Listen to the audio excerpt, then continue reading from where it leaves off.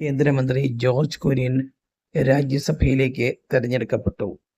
മധ്യപ്രദേശിൽ നിന്നാണ് ജോർജ് കുര്യൻ രാജ്യസഭയിലെത്തുന്നത്.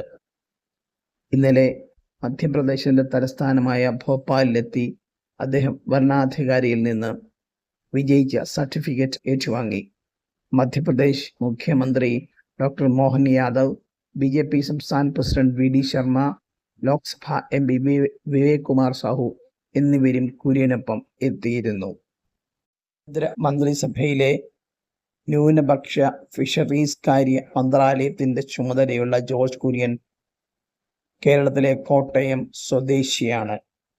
കേന്ദ്ര മന്ത്രിസഭയിൽ കേരളത്തിൽ നിന്നുള്ള 2 അംഗങ്ങളിൽ ഒന്നാണ് ജോർജ് കുര്യൻ.